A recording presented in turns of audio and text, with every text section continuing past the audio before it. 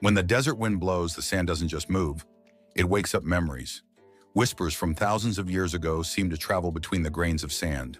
The sun slowly rises over the horizon. The color of the desert turns to gold. And in that moment, the most incredible shapes on earth appear. The pyramids. They are not just stone. They rise from the desert like questions pointed at the sky. Who built them? How were they built? And why?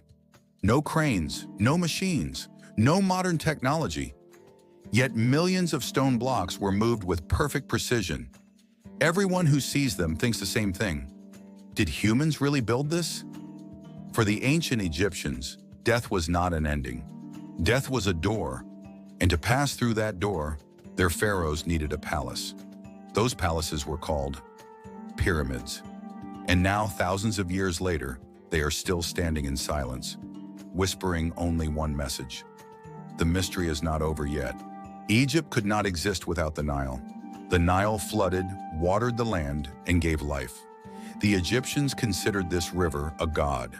Their world was divided into three parts. This world, the world of the dead, and eternity. For them, a person did not truly die. They simply passed through another door. That is why, for their rulers, the pharaohs, they did not build just graves, but palaces of eternity. Those palaces were called pyramids. In ancient Egypt, the pharaoh was not just a king. For the people he was, at the same time, a ruler, a high priest, and the supreme commander of the army. Egyptians believed that the blood of a pharaoh was not ordinary, that within him lived the will of the gods. Therefore, the pharaoh was not simply a political leader. He was seen as a bridge between humans and the divine. The flooding of the Nile, the fertility of the fields, peace and order in the land, all of these were thought to depend on him. If drought came or disease spread, people did not call it coincidence or nature. They believed the pharaoh had failed to please the gods. That is why being a pharaoh meant not only power, but also a heavy burden. In temples, it was the pharaoh who led rituals, offered sacrifices, and prayed on behalf of his people. Egyptians believed the pharaoh did not vanish after death. He became a god and continued to protect Egypt from the sky. For this reason, his body had to be preserved, and mummification grew from this belief. The pharaoh was not simply a figure seated on a throne. He was also a warrior leading chariots into battle. Temple carvings always show him defeating enemies, wearing the cobra crown, bow, or spear in his hand. Those images carried one clear message. The pharaoh does not only rule, he protects. The pharaoh thought constantly about death, because for him, death was not an ending, but a doorway into another world. That is why he built not ordinary graves, but palaces of eternity, the pyramids. Their hidden corridors, false chambers, treasure rooms, all were meant to help the pharaoh's soul pass safely into eternity.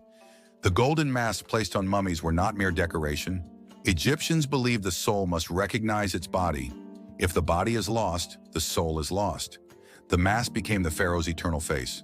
To us today, pharaohs may be names in history books, but to ancient Egypt, they were the heart of the state, the shadow of the gods, the hope, and sometimes the fear of the people. To speak of the pharaoh is not simply to speak of a person. It is to understand an entire civilization's way of thinking. In the beginning, there were no pyramids in Egypt. The tombs of the pharaohs were low, rectangular mounds of stone and earth, built flat on the ground. They were called mastabas. A pharaoh died, was buried beneath a mastaba, and life simply continued this way. But then a remarkable man appeared in Egyptian history, a doctor, an architect, a priest, and a true genius, Imhotep. He served Pharaoh Djoser, and one day he asked a simple question that changed the world. If a pharaoh's life is a journey of rising higher and higher, why should his tomb stay flat on the ground? So he imagined a mastaba not as one block, but as several stacked on top of each other. The idea did not remain on paper.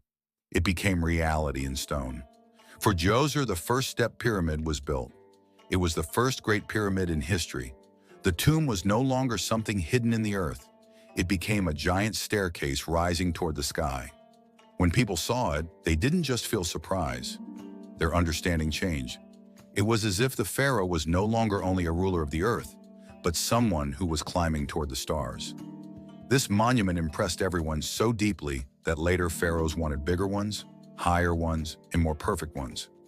Builders improved stone cutting, measuring tools became more precise, experience grew, walls became smoother, and step pyramids slowly evolved into the smooth-sided pyramids we recognize today.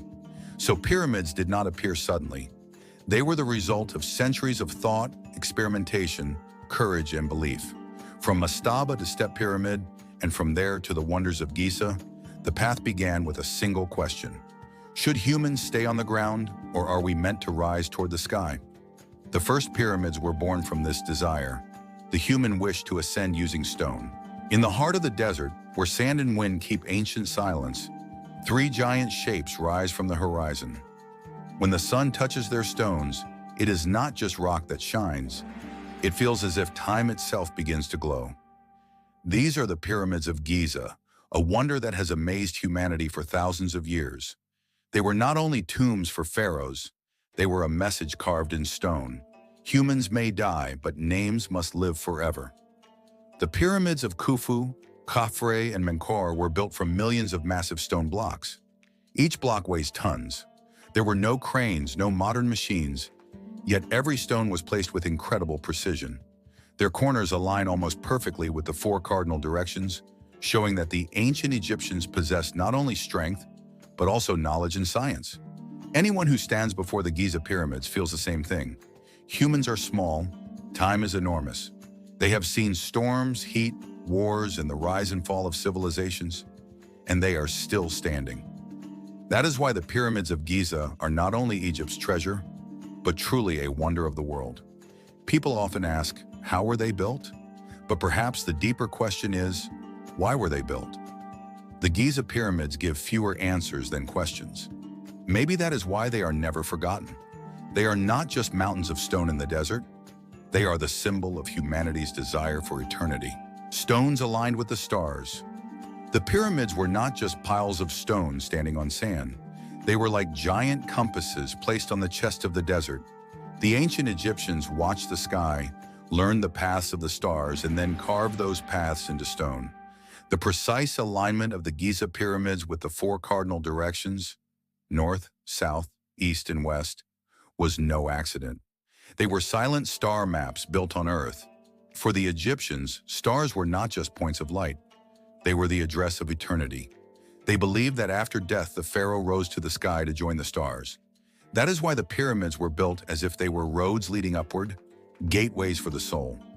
Some corridors were oriented toward specific stars, especially the constellation Orion and the North Star, for this very reason. At night, the desert is silent. Only the stars speak. The pyramids, aligned toward them, seem to answer. Stone remains silent, but direction speaks. Maybe this is why the pyramids hold so much mystery.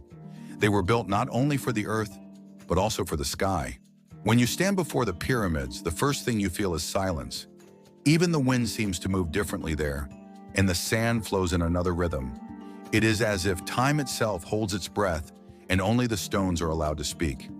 These giant structures, unmoving for thousands of years, remind us not only of ancient Egypt.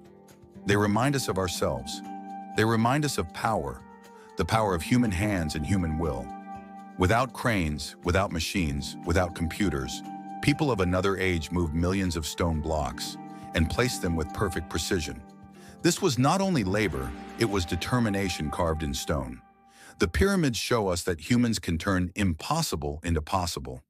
But the pyramids do not speak only about power.